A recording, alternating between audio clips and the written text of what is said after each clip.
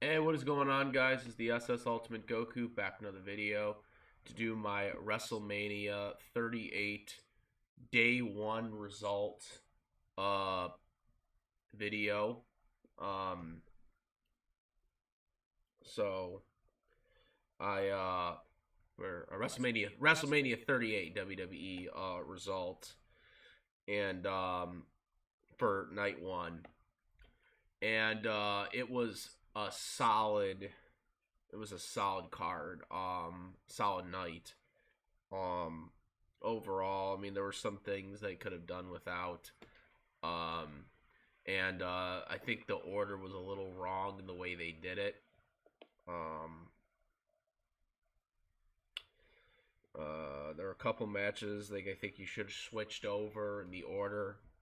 Um, but the night one was really mostly misplaced. Like the if they had done it a certain way in terms of the format of the night, I think it would have been a better WrestleMania. Personally, I think they should only have one night for WrestleMania. I don't think it should be two nights. I understand why they did it during the pandemic, but I think the whole night one, night two thing really is not needed. Just start WrestleMania earlier on Sunday if you want it to be like 6 hours or whatever. There, you know what I mean. But nonetheless, so the first match was the Usos defending the WWE Tag Team Championships against Shinsuke Nakamura and Rick Booger. Um, this was in my opinion, a terrible opening match. This is the match that opened WrestleMania, and it was not needed. It did not feel like an opening match. Um, and It was just kind of average stuff they were doing, and then Rick actually injured his like knee. I guess I don't know if that was the storyline or if that was legitimate because I know this whole storyline kicked off with him actually faking a knee injury in the storyline, but they were carrying him out later on. They showed him carrying him out in the hospital, so maybe it was a real knee injury. Um, but I just did not like this as an opening match for WrestleMania. It ended pretty much after he injured himself because Shinsuke then worked the rest of the match himself, and the Usos basically dominated after that, and then the 3D they did the Dudley Boys finishing move, um, the 3D bomb, and that's how they won the match. This was, like I said, one star match. I mean, this was not a good match, not a good opening match. I would not have had this open the show. Um, it was not the right match for the match that's supposed to open the show because it was really a dud. Again, maybe they were supposed to do more stuff. Maybe Rick got legitimately injured and they had to kind of just end the match sooner than they were supposed to. But I just did not like it whatsoever. Now the next match, which probably should have been the opening match, one of the candidates you could have had as an opening bout was the second match, which the second match is usually what you never want to be on at WrestleMania. Jericho's talked about this. It's not really because usually the opening match, gets everyone into it. The second match is kind of like a type deal, but Drew McIntyre made this match pretty solid for what it was. Um, so Drew McIntyre beats Happy Corbin. He also had his Madcap Moss guy at ringside. Um, he beat him. Drew McIntyre, pretty much like it was a back and forth. Happy Corbin was doing his little. I'm not a big fan of Baron Corbin. but he was doing his whole gimmick thing, and there was one point in the match where actually Corbin actually like went off on his, Madcap. Madcap was going into the ring, and like trying to like celebrate, and then as Corbin is trying to do something, he notices it and he's like, "What are you doing? What are you doing?" He's like, "Get down, get down." He's like, "What? You're winning. I'm like, what the freak is this? Because unless they were turning on each other, this made no sense. It just was kind of out of place. Cody kicks, or not, oh shit, we're a little early on that one. Drew McIntyre, he gets hit with the end of days by Happy Corbin. But Drew McIntyre kicks out, and as like even before the commentators like said this, I had said it. That was the first time that someone kicked out of his end of days. Like no one had actually kicked out of his end of days before. And I think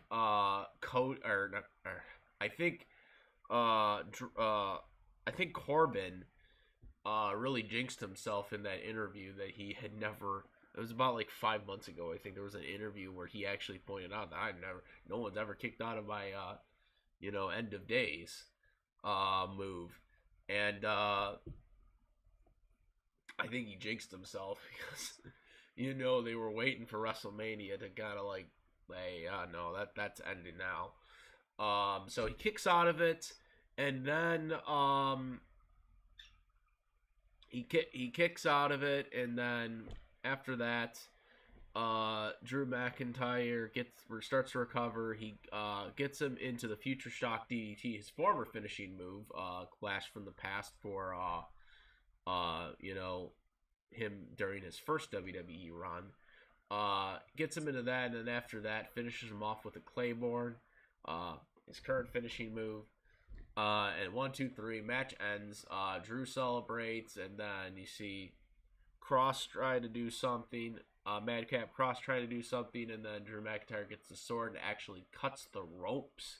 The first 2 ropes, almost the third one. I was actually surprised by this because I was thinking like, well, do they have extra ropes ready to go? And apparently they did. They got them back right away. But geez, that was an interesting spot. I give that a solid 2 stars, 2 out of 5 stars. It wasn't a special match, but definitely a much more deserving opening match, for sure. It was a solid. It got you really into it more. Wasn't my cup of tea, but I did like it. What they were doing. I'm just not a fan of what Corbin does. I'm just not a fan of Corbin because his style is very, very similar in all his matches. But I thought they did a really good job, and it was a good match. Definitely more deserving opening match. Much better second match that you'd get. So next we had The Miz and Logan Paul versus Rey Mysterio and Dominic Mysterio. And this was a phenomenal match. This could have been this match or the Drew match or the Drew McIntyre match should have been the opening match, because this match was the best tag team match of the night. Tag team match of the night. It was far better than the Usos match. If you're gonna do an open match, this match should have been the opening match. People were into this match. I was really surprised by Logan Paul's performance. I didn't really care too much about what he did because I was just not really into it. As you guys all know, I'm not a fan of The Miz's work. I've never been a fan of his work since he debuted in WWE.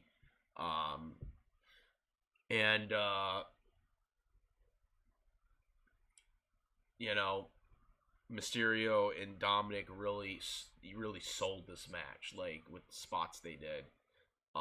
Give props to Dominic Mysterio. I mean, I really had no expectation for this guy when he came in because it's like, he's just Rey Mysterio's kid. The burden that has to fall, having to follow Rey Mysterio, like, he's doing a really good job, especially since he got to pass NXT too. He never really was in NXT. He just went right to the main roster. I'm sure he trained with a lot of the NXT guys, but he went right to the main roster. And he's doing pretty good for himself. I don't know what he's going to be able to do after, Mysterio's gone, or, he has to go on a single run without his father. But right now, he's doing really good. And, they were carrying that whole thing.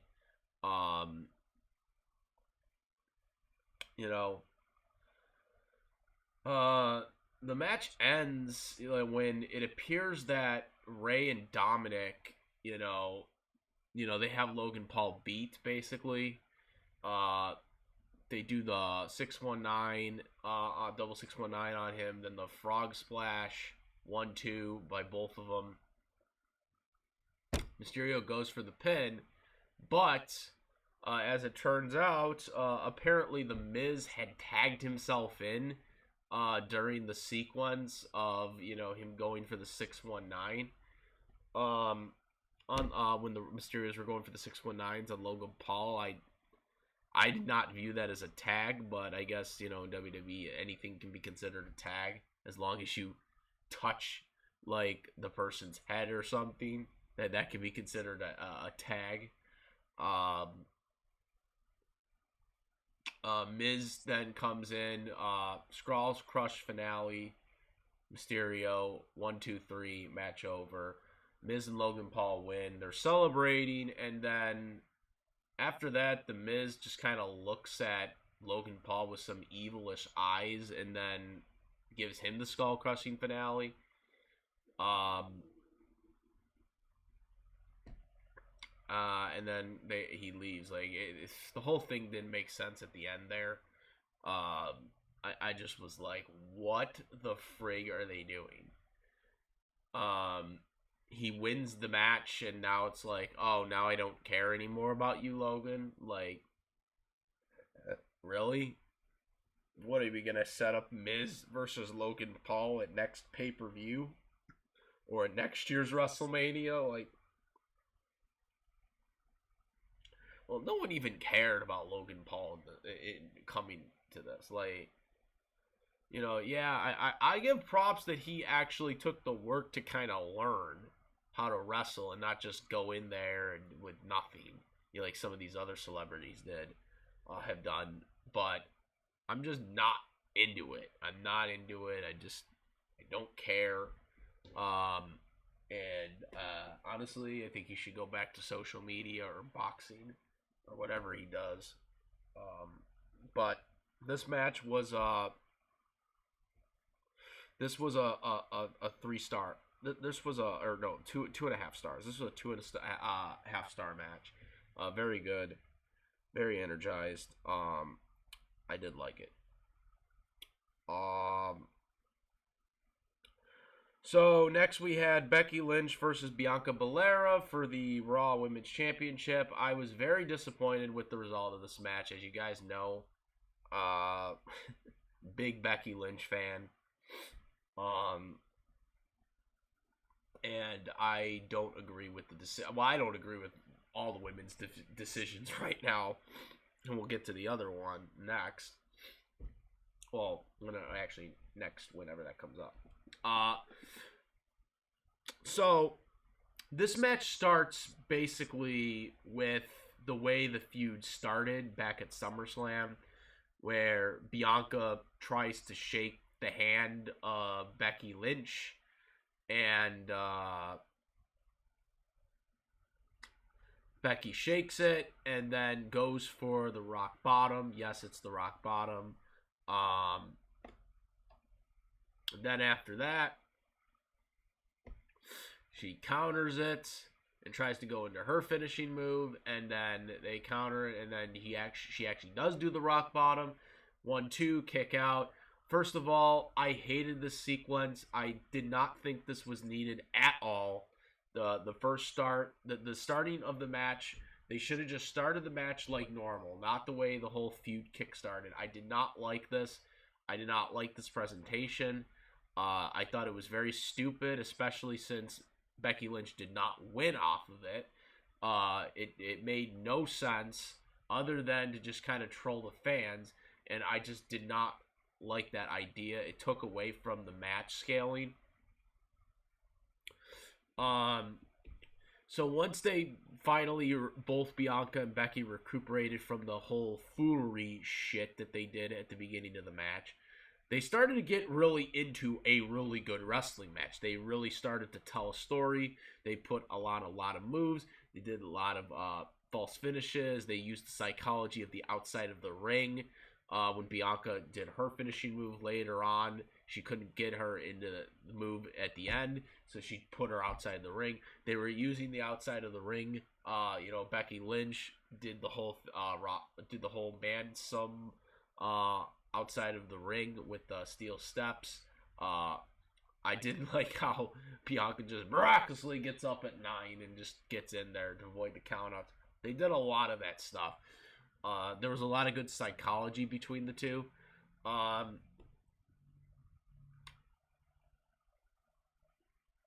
The match ends with,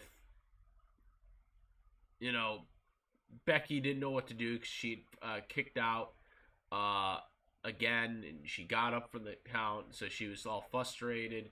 In the end, tried to go for a move. It was countered when she tried to go for the rock bottom again. Countered. Bianca does the finishing move. Does her finishing move. I forget what they call it. But she does her pickup, throw her down, kind of like a reverse F5. Or not reverse AA, attitude adjustment, or FU. That's basically what it is. It's basically a reverse version of it. And takes her out, and gets the 1, 2, 3. I was really upset about this because I wanted Becky to win so bad. There were more Becky fans in that stadium than there were Bianca fans. I mean, if you look at the hard cam, they had the big time Beck signs everywhere. I think I saw one EST sign, during that front row. More people were so into big times Becks, and I knew that was coming. The big times Becks, Becky Lynch is not a real heel. The fans still love her. And they're kind of forced to kind of boo her because of stuff, but they still want to cheer. There's been at times where they have cheered for her, and I did not like her losing this match, because the idea I thought was for her to go up against Ronda Rousey after Ronda Rousey won the title. Yes, we'll get to that match later.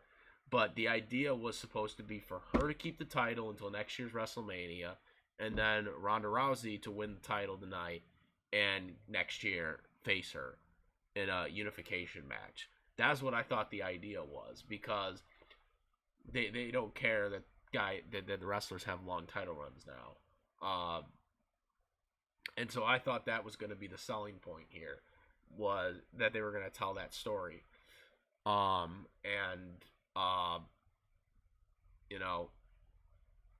They did not here. They had Bianca go over. This was a 3.5 star match, though. Oh yeah, absolutely. They did up to this point on the card. That was the best match. We'll get to the best match later, but up to that point, that was the best match. Despite the foolery shit at the beginning. That's the only reason why I wouldn't put this as a 4-star match, is the foolery shit at the beginning. The first 2 minutes of this match where they were doing that dumb trying to end the match quick crap. That stuff I could have done without. Um, Bianca goes over. Really interesting to see what they do with Becky Lynch. Becky didn't have the momentum going into this match, so that's another reason why I thought Becky was going to win, because she lost part of her hair, on Raw. I thought that was another reason they were going to do something here, but no, they had Becky lose. I hope she can rebound and win the title, whether she goes back to SmackDown or Raw. But, yeah, we'll see what happens here next time. All right, so match of the night is up next, and so you got Seth freaking Rollins. Okay, Seth freaking Rollins, and he has a mystery opponent, as we all know. Vince McMahon's choosing. He's been wanting to get a WrestleMania. He's finally getting a WrestleMania with an opponent. He's in the ring. He's waiting for the person. He's waiting and waiting. He's like, come on. And then the lights go off. And wrestling has only one royal family starts playing. The fireworks start going off. And Cody Rhodes just freaking slowly goes through this thing under the arena, under the stage or whatever. And the fans went nuts for this. They went nuts. He has the logo still. That's his logo. He owns the rights to the Cody Rhodes name after the trademark issue about 2 years ago with WWE. He got the rights to that, so he owns his name now. If he ever decides to leave WWE again for whatever reason.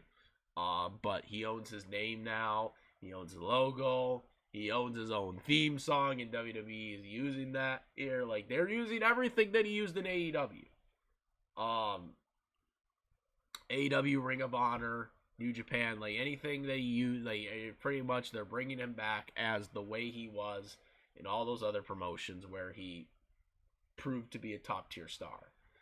And he comes out, and you can tell he's very emotional right before the match. Like, he's like, punching the ring post as he's walking into the ring. Like, Cody, I felt like he was kind of nervous, like, going in, because it's like, he was punching, like, he was hesitating, like, in his entrance, like, as he's walking, trying to grasp the moment of, returning to the WWE and being at WrestleMania. So I was like, oh, shit.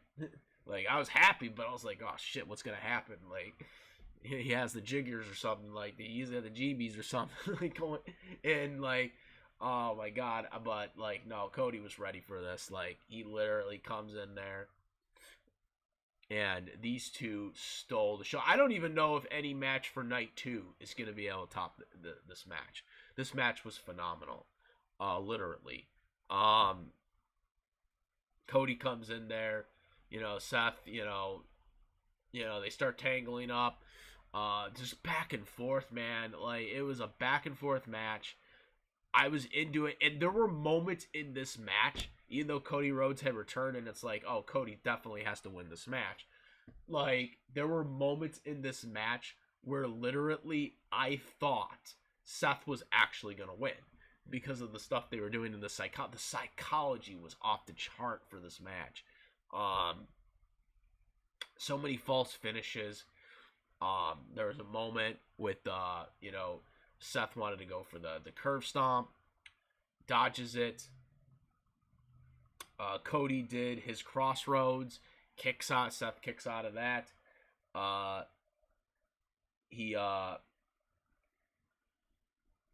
He went for the Seth went for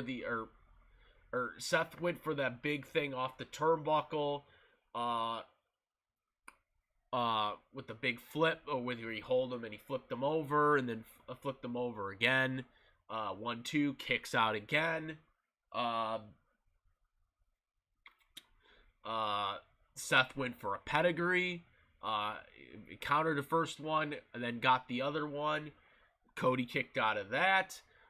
Cody then went for the springboard stunner, thing that he did. He landed it perfectly. Seth Rollins kicked out of that. I thought that was the ending, by the way. I thought he had him there. When he did the springboard stunner move, I thought that was the end right there. And he kicked out of that. Seth never got a curb stomp in this, which I was kind of surprised by. I guess they're trying to, protect this curb stomp. And that's why they did the pedigree instead. That's why Seth pulled out the pedigree instead.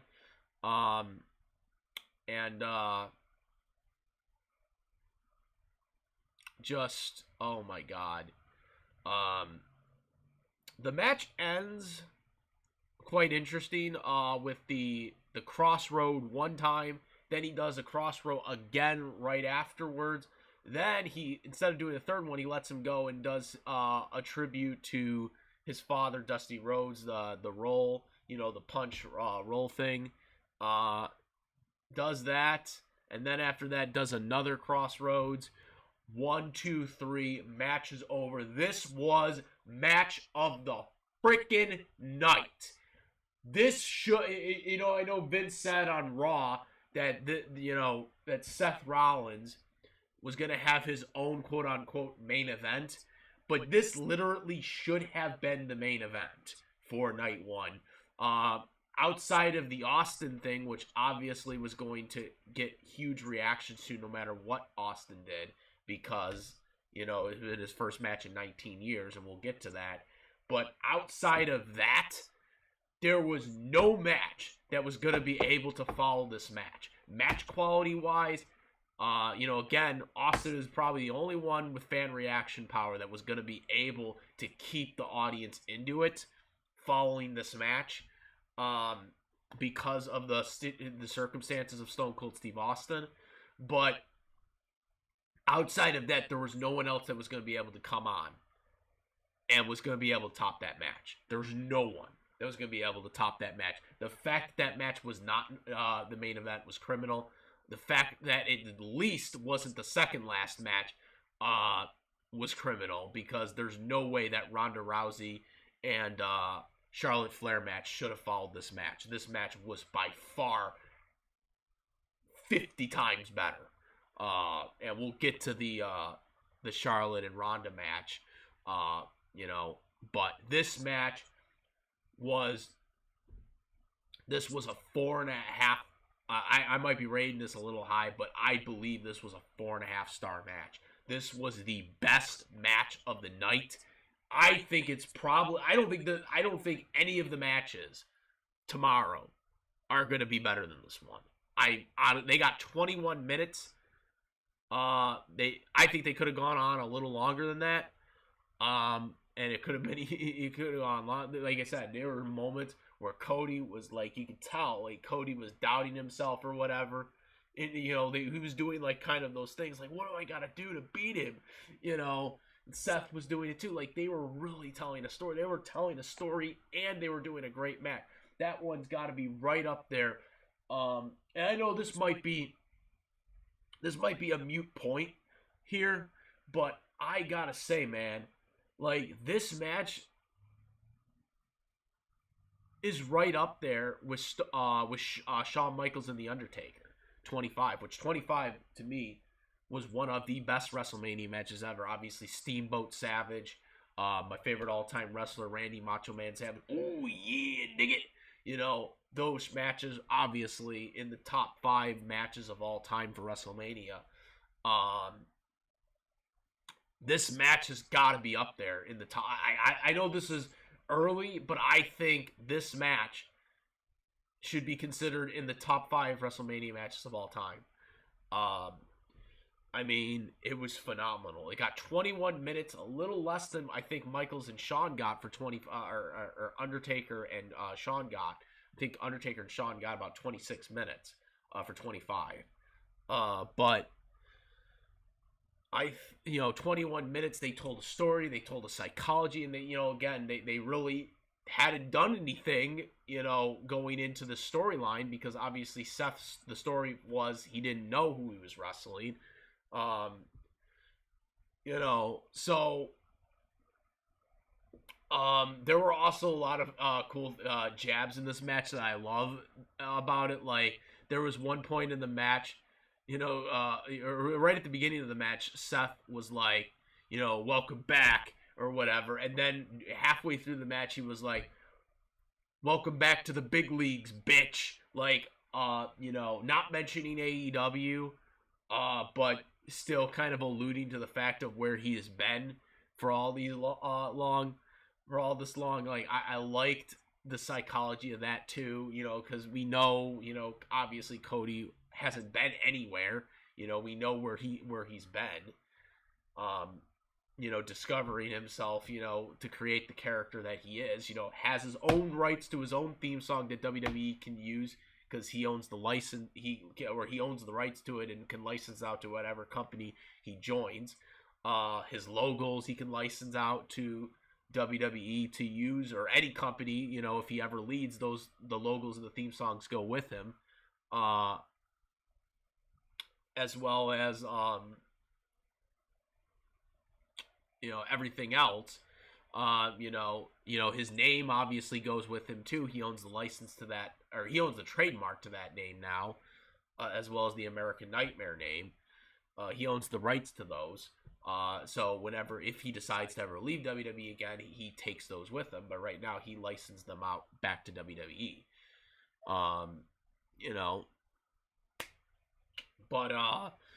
He owns all that now. And he licensed them out to WWE and any other company he decides to join.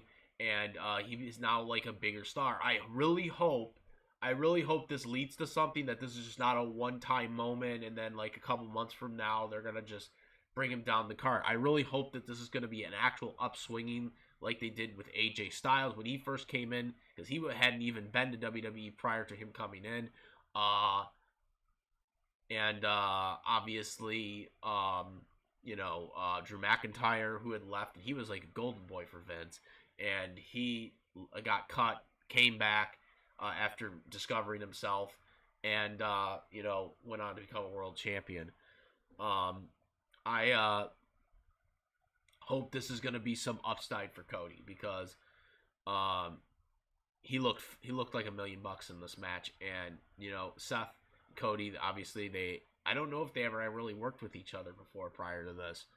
I know because Seth was, I think, in NXT when Cody was still with WWE. If I'm not mistaken. I don't think they really worked with each other. Or no, they did work. They did work with each other in the Shield.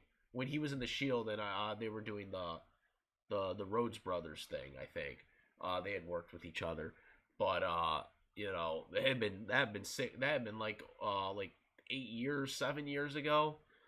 That was when he was a tag team. Like, they hadn't really been that much familiar with each other since then. So kudos to both of those to working that match. It was the greatest match. I know we're going on a long thing about this match, but this match was awesome. I loved it. I enjoyed every moment of it. I could rewatch this match. It was beautiful. This is a match. This is one of those WrestleMania matches you would just, like, if you had chose to rewatch a match, this is the one you want to rewatch, like with Shawn and Taker. You go back and watch some of the great WrestleMania matches. This is a match you would want to go back and see down the road for sure, even right now in present day. Absolutely phenomenal match. I'm kind of rambling on here about this, but it is just awesome. Then they did the again 4.5 stars for Cody Seth. Great match, guys. Probably match of overall. This is probably going to be match. I don't think there's any match tomorrow that's going to top it, but it definitely was the best match of night one. Okay, so then they do the Hall of Fame stuff. They introduce the Hall of Famers, and then they show the Undertaker. It was a great moment. I thought Undertaker was actually going to come out in his gear, but he just came out with his Hall of Fame suit on. Great moment for everybody. You had a huge pop for it. Then we get to the dog shit match. And that is Charlotte Flair defending the Smackdown Women's Championship against Ronda Rousey. This match was god awful, and the crowd was dead for it. And you know, a lot of people will cite to the fact that the match wasn't good, and that's why the crowd wasn't into it. But I would actually disagree with that. The crowd was mainly dead for this because they just witnessed the greatest match of the night, possibly the greatest match of the weekend, of Cody versus Seth Rollins. This match had no place being after that match. It had no place being this, especially as crappy as it was. At least you could justify it if the match had been decent, okay, for a title match. But that wasn't. This was a god awful match. This was the worst match of the night. It was dragging on. They got 18 minutes and no one was interested in it. No one was interested in what they were doing. They were doing submissions. You know, Ronda wasn't really doing a good job selling it at some points in this match. And Charlotte is Charlotte, you know. Nothing really special about Charlotte stuff. The match really ends with you know, a spear on the ref, and then by Charlotte on accident, and then after that, Ronda puts her into her arm breaker, her arm bar, makes her tap out like a bitch for like 15 seconds. Referee's knocked out, so they don't ring the bell. And then she lets go, and then Ronda tries to get the referee up, and while she does that, Charlotte Flair gets the boot. 1, 2, 3. Yes, Ronda Rousey, a UFC legitimate champion, loses by a goddamn boot. Pretty stupid by WWE, but then again, this match sucked anyway, so it doesn't really matter. No one cared. I heard Ric Flair actually say that this was the greatest match of all time. And Flair, I'm sorry, you're dead wrong. Stop covering for your daughter. It was not a good match. The crowd did not like it. Bianca versus Becky was the best women's match of that night.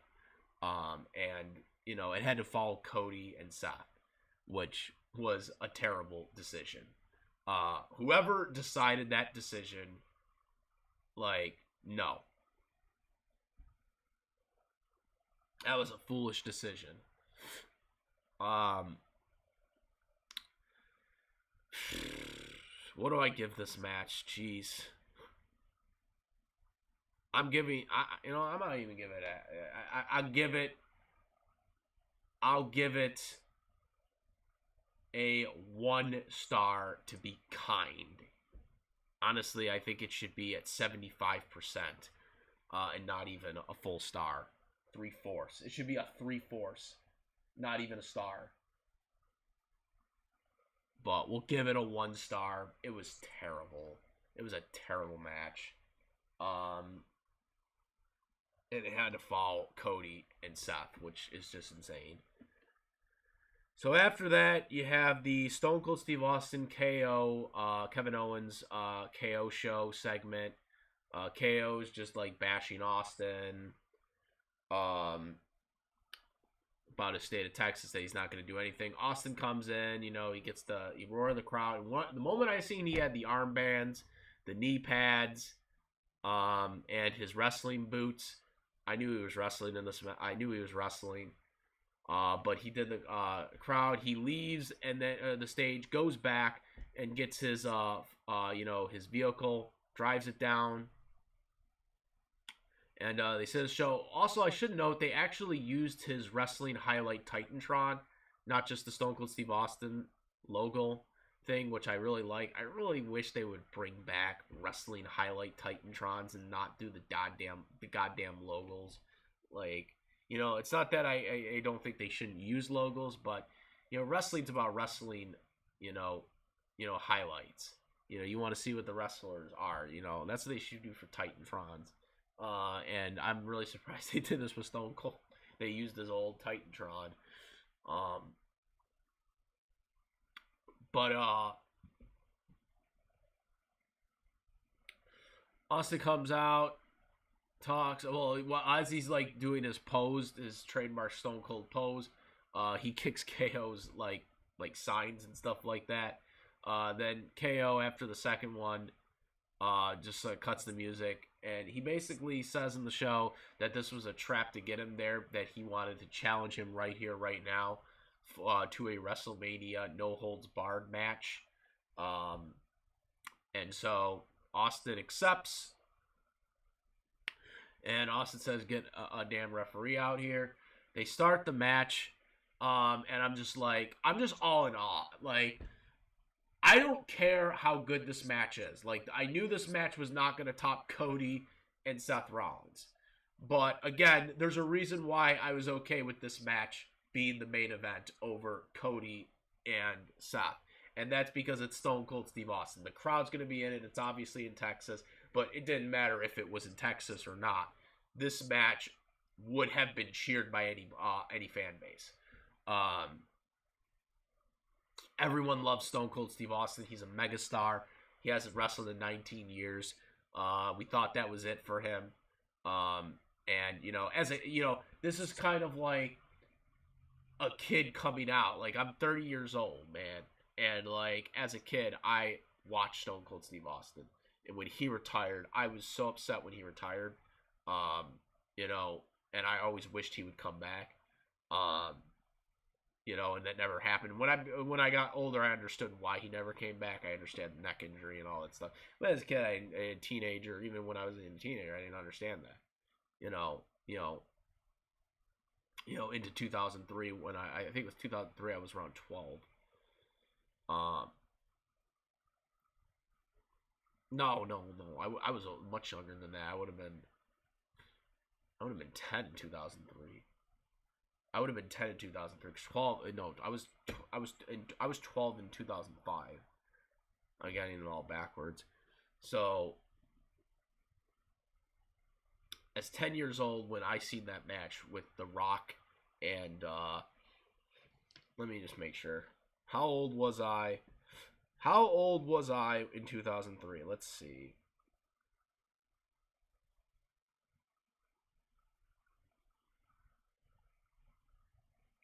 I would have been 11 because they says 12 years old, but my birthday's in November, so I would have been 11. I would have been 11 when that match happened in 2003. So I was a preteen, when the Austin Rock match happened. Okay, so that was my last match. That was his last match, and I was a kid when that match happened. So, as a fan who grew up watching Stone Cold Steve Austin as a kid, living through the Attitude Era, I was excited about him wrestling. I don't care what anyone says about how good he was in the match or whatnot. I was excited to get to see Stone Cold Steve Austin wrestle one more match because I always wanted him to come back. I understand why he didn't come back when I got older and became an adult.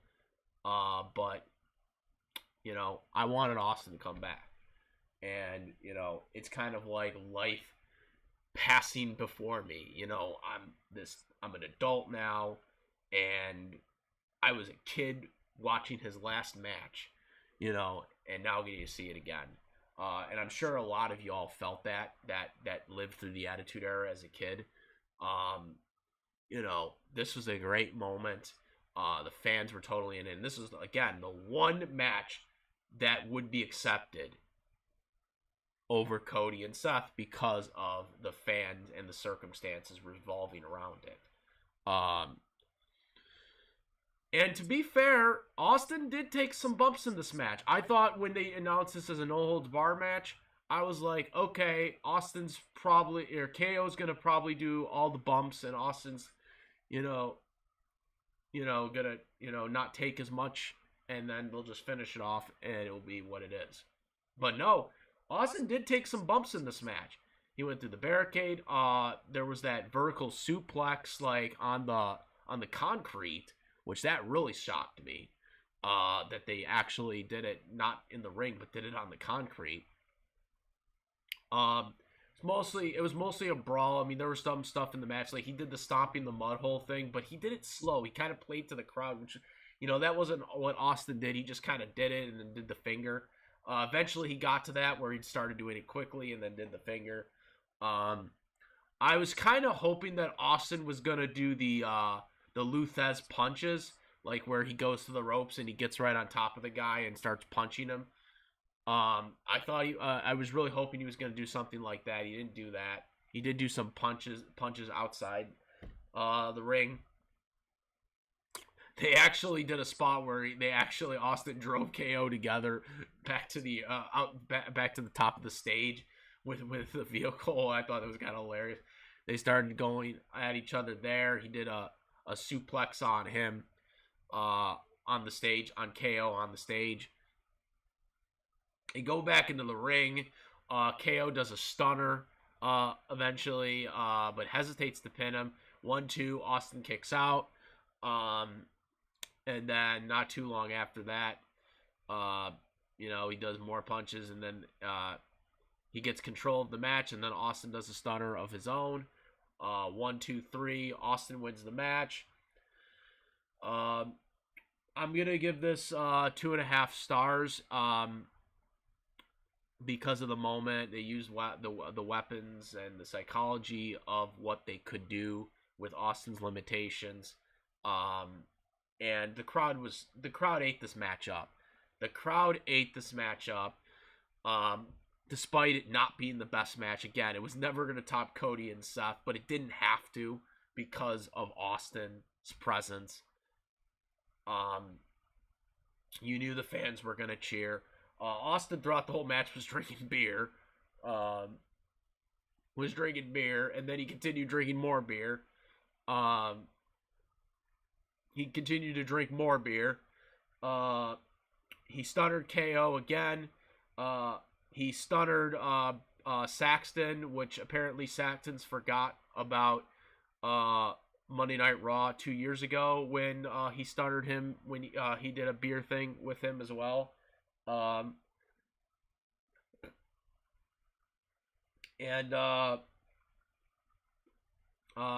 guy, his brother, comes in to drink more beer with them.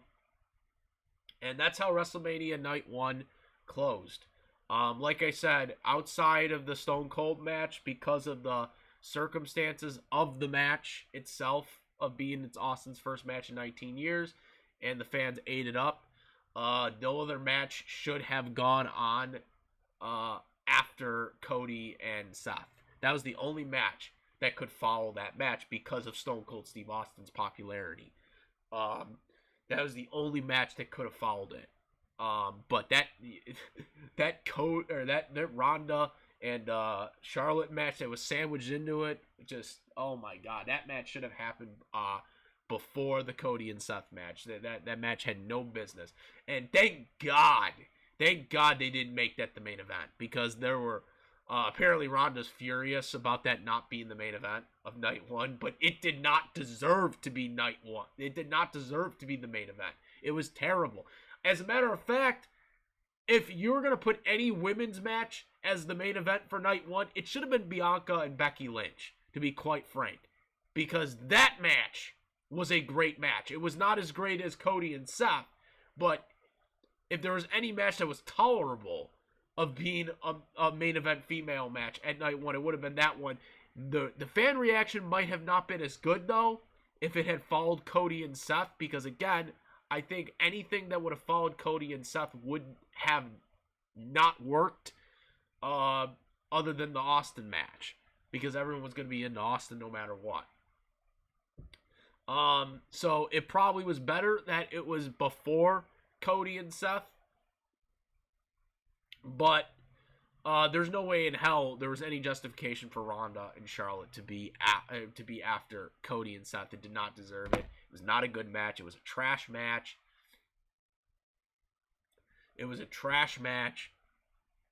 Did not deserve it, and once again, it more fuels to Charlotte Flair's ego, who is not the greatest women wrestler of all time, and there are far better wrestlers in WWE for women, like Sasha Banks, who gets completely mistreated in WWE. In my opinion, Sasha Banks is the best female wrestler right now in WWE, and she gets totally mistreated as one. Every time she wins the women's title, she loses it a month later. She finally got a lengthy title run last year, and she was basically a belt warmer to Bianca Bellera for WrestleMania. And they also turned her heel during her title run, which I thought was stupid, making her basically be like the Big Show. Heel turn, face turn, all this bull crap. They totally mistreat Sasha Banks, and and they present Charlotte as this greatest female ever, and she's not the best. She's not even in the top 5 in WWE, in my opinion. Everyone knows my overall top 5, and it's not, and Charlotte's not on there. I wouldn't even put her in the 10 right now. And they treat her like she's God, basically, and she's not. She's not the greatest woman in WWE. Not even close. Great. Now we get to suffer through more Charlotte. So there's that fact. Overall, this night, I give it 7.5 out of 10. Because again, really, night 1 will be defined by Cody and Austin. Literally, Cody, Seth, and Austin. Literally, that is what everyone's gonna be talking about coming out of this. KO did his job as well with Austin, putting him through the match. Hopefully, maybe we see another match with Austin. I know they hyped this as being his last match ever. But once that glass ceiling's been broken, you bet to sure if money talks, Austin will do another match. Because they got those Saudi shows now. Not getting any ideas, but, look how many people they have for those matches. Austin, we'll see what happens with Austin in the future. But, once that glass ceiling's broken, now there's no reason for him not to wrestle again. Another match or two. You look at Goldberg. Goldberg, they said, he's gonna have only one more match, and that was this one run with Brock, and then he goes in the Hall of Fame, and guess what? He went on to win a Universal title again. So, who knows? But yeah, very, very happy. We'll see what happens in night 2. But yeah, I was very into this. Comment, rate. If you like this video, my videos, please subscribe. That's about it, guys. I'm the Ultimate Goku. Peace!